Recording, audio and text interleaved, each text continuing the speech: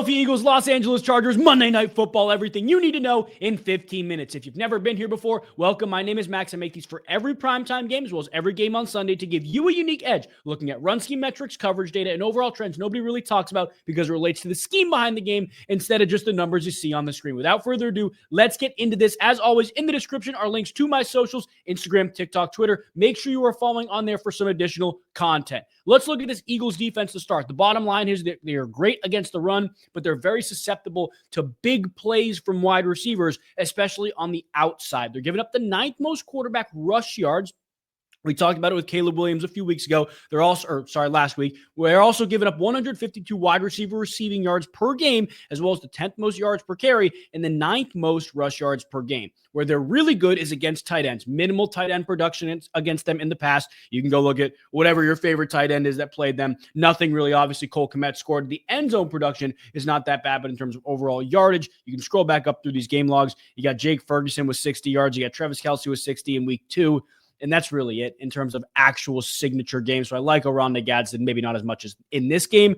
In terms of coverage trends, they're above average in man-to-man rate. So they'll do a bunch of different things, but when push comes to shove on third down, whether they're sending 4, 5, or 6, they're probably going to play some type of man, some type of cover 2 man on a 4-man rush, maybe a true cover 1 with a post safety and a 5-man rush. They like to play man-to-man. That's the bottom line. When Herbert sees man-to-man, he's looking a little bit more at Ladd McConkey. He's the leader in targets per route run, yards per route run, and he sees a solid uptick in target percentage, basically how often he's targeted versus a specific coverage. The highest target percentage on the Chargers against man-to-man, though, is Keenan Allen. In terms of second most explosive beyond Ladd McConkey is Quentin Johnston, and that is their main out wide guy. What's really interesting to note with these wide receivers is Ladd McConkey is the true slot guy. Quentin Johnston is the true out wide guy. Keenan Allen kind of does a little bit of both. And that, to me, scares me off of Keenan Allen this game because we don't know where the production is going to come in terms of where he's running his routes from. And when you look at quarterback target rates, this is assuming Justin Herbert's playing, right? He's listed as questionable. We have very minimal data with Trey Lance here. And truly, I'll get to my game pick at the end. If Trey Lance doesn't play, I don't think the Chargers win this game. Sorry, if Trey Lance plays, I don't think the Chargers win this game. But Herbert is top 5 in slot target rate, which again, number 1 is Ladd McConkey, but number 2 is Keenan Allen, but is also top 12 in out wide target rate, which leans more into Quentin Johnston than anybody else, but also Keenan Allen. So you can look at this as if it's the best of both worlds for Keenan Allen. For me, I can't confidently lean into him because of where he's running his routes, how often he's running his routes from the slot versus out wide. There's no true trend that makes me feel really confident in him. When you look at the other side, though, the Philadelphia Eagles, they are targeted out wide at the highest rate in the league, which is really interesting because you go look at some of the game logs against the Philadelphia Eagles. There haven't been a ton of dominant out wide performances as the year has gone on, but the true number ones who get pumped the football outside, like George Pickens, CeeDee Lamb, they had plenty of out wide targets when they played 2 weeks ago.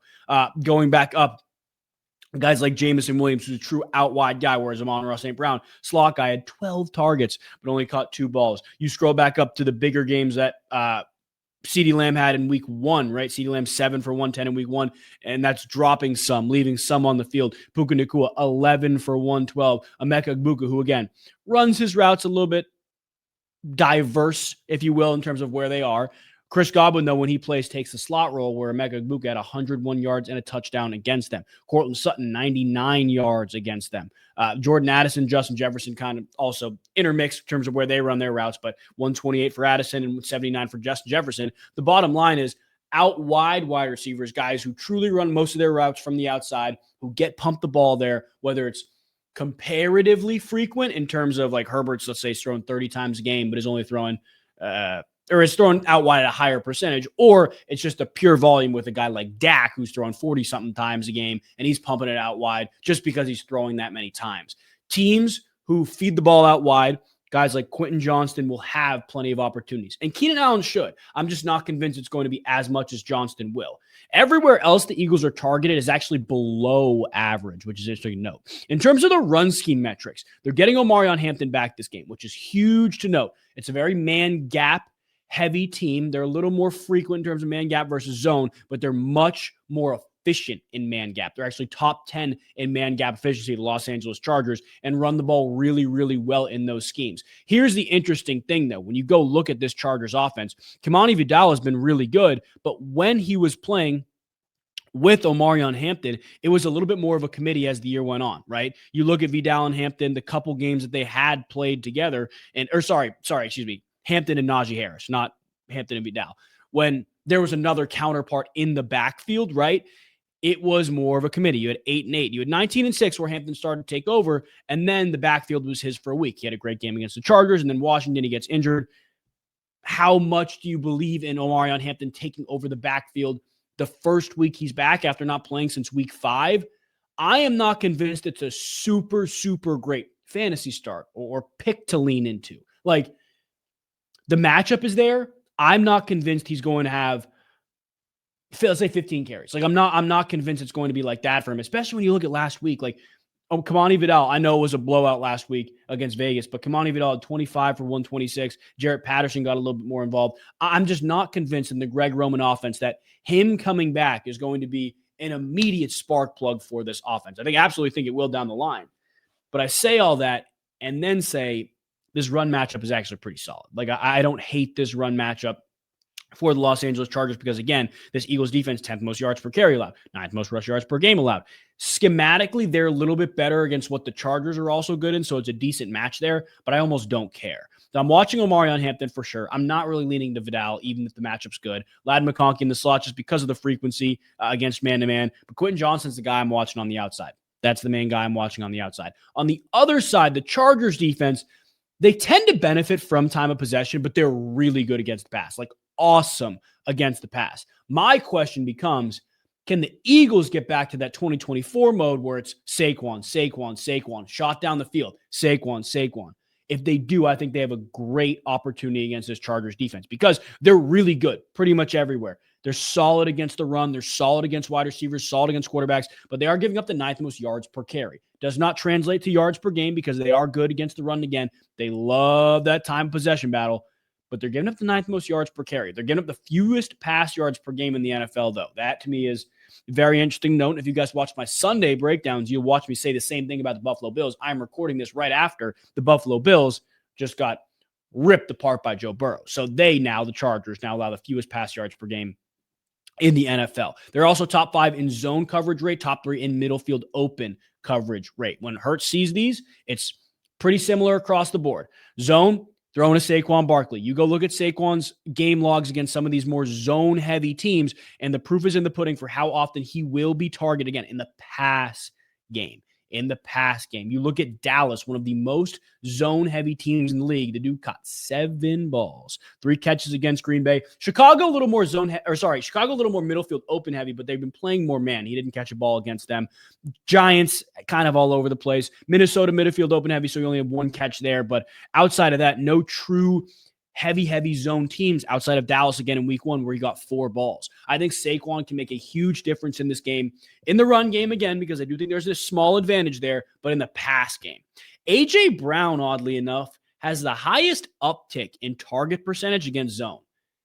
That has been something that I literally blew my mind up until a couple weeks ago too. The data didn't love A.J. Brown there.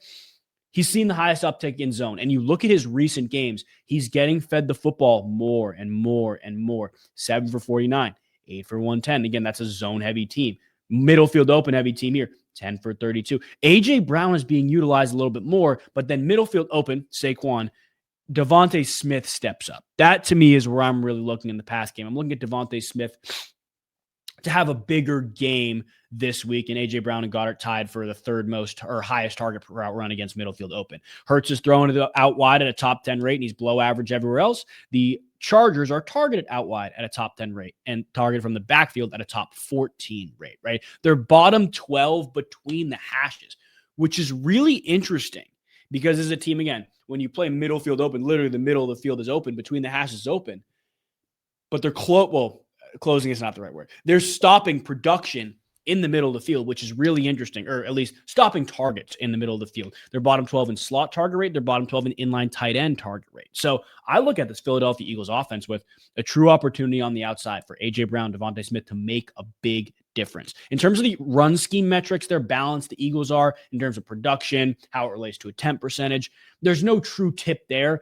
And I hate to do this, but on the Charger side, there's also no true edge. Like, there's no big stat. There's no big schematic lean in the run game where I'm like, yeah, the Eagles have a big advantage or the Chargers have a big advantage.